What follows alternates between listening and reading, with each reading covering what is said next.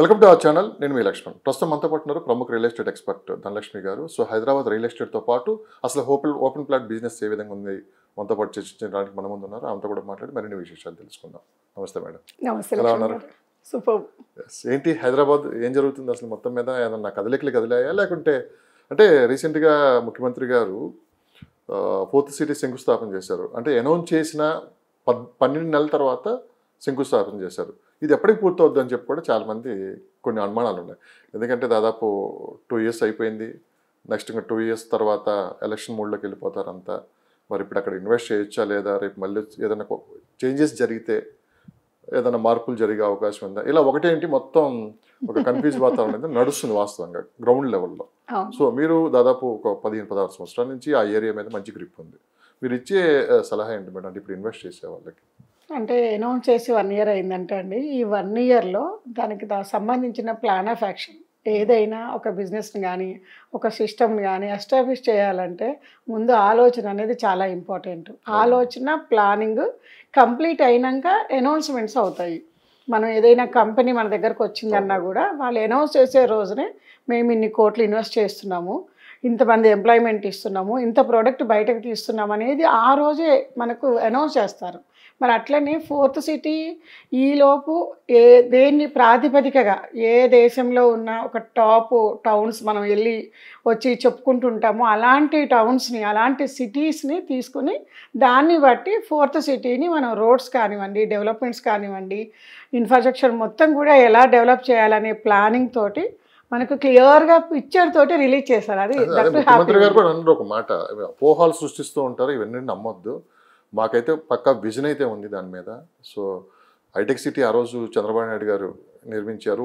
OR వచ్చేసి outer ring road వచ్చేసి రాజశేఖర రెడ్డి గారు ఆయన హయాంలో అయింది. ఇప్పుడు ఏ విధంగా మనం చెప్పుకుంటున్నామో ఒక 100 సంవత్సరాల తర్వాత కూడా రేవంత్ రెడ్డి గారు 4th సిటీ నిర్మించారని చెప్పి 100% మీరు చెప్పుకుంటారని చెప్పి కూడా ఆయన ఒక ప్రాపర్టీ షోలో చూడటం కూడా జరిగింది. అవును, క్లియర్గా దాన్ని అనౌన్స్మెంట్ చేశారండి. రూట్ మ్యాప్స్ కావచ్చు, డెవలప్మెంట్స్ కావచ్చు, దేనికి ఎంత ల్యాండ్ అలొకేట్ చేస్తున్నాం అనేది కానివ్వండి.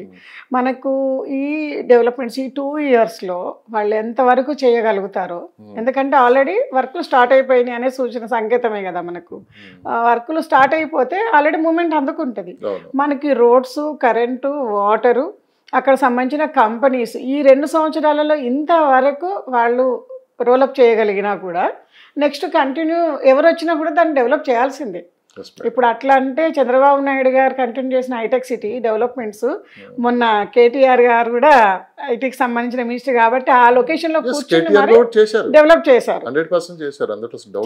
ఒక స్థాయికి వచ్చేసినాక కంటిన్యూ చేస్తారు ఎవరైనా సరే. ఇప్పుడు ఆ పేరు కానీ అన్నీ కూడా దానికి స్టాంప్ డ్యూటీ లాగా అయిపోయింది.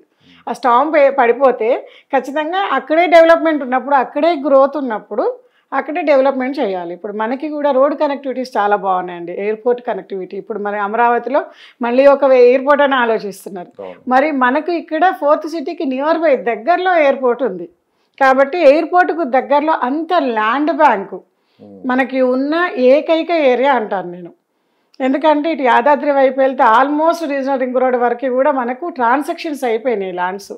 ఇక్కడ మాత్రం ట్రాన్సాక్షన్స్ అవ్వలేదు. ఏదో కొంత కోర్ ఏరియా ఫార్మాసిటీ అనౌన్స్ చేసినప్పుడు కొంత కోర్ ఏరియా మటుకు ట్రాన్సాక్షన్స్ అయినాయి, కానీ ఇటు యాచారం, మాలు ఈ రూట్లలో తీసుకుంటే ఎక్కడా కూడా మనకు అంత ట్రాన్సాక్షన్స్ అవ్వలేదు. ఎకరాలలో మనకు అవైలబిలిటీ ఉంది.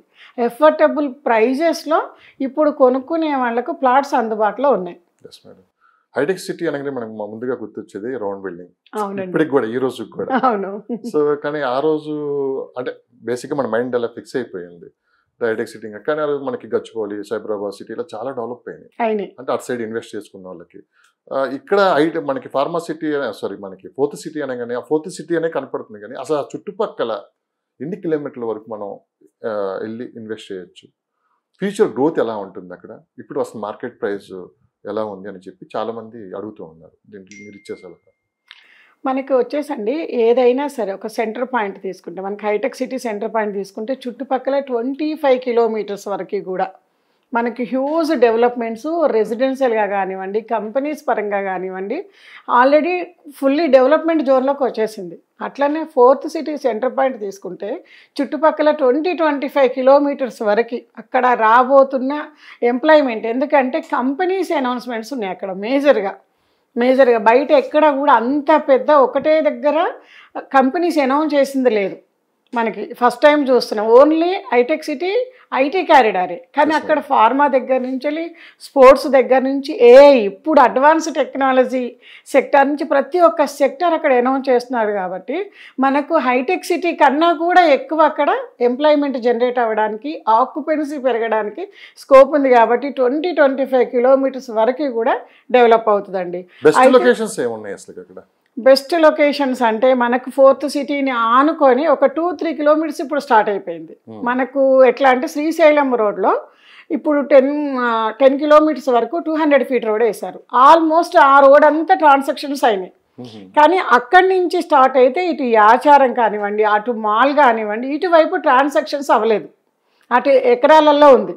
అందరూ ఇటు నుంచి ఇటు వచ్చారు. కానీ ఇప్పుడు ఈ ఏరియా నుంచి యాచారము, అటు మాలు, ఈ సరౌండ్స్ ఏరియాలలో దాదాపు 1,00,000 ఎకరాలు ఉందండి. ఇది ఈ 1,00,000 ఎకరాలు కూడా ట్రాన్సాక్షన్స్కి రెడీ టు ఉంది.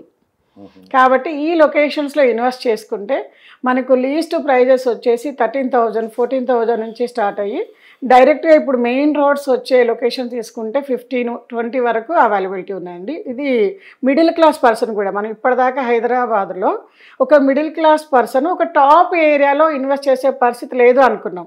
కానీ ఇప్పుడు కనుక కొంచెం ఆలోచించి డెసిషన్ తీసుకోగలిగితే నెక్స్ట్ 15-20 ఇయర్స్లో ఇప్పుడు గచ్చిబౌలిలో ఏ రేట్లు అంటే ఎస్ఎఫ్టీలో కూడా 1,000 రూపాయలు ఉందో, రేపు ఆ లొకేషన్ ఇప్పుడున్న లొకేషన్ అట్లా డెవలప్ అవ్వడానికి 100% స్కోప్ ఉంది. హాయ్ అండి, నేను మీ ధనలక్ష్మి. నా నంబర్ వచ్చేసి 8099725262.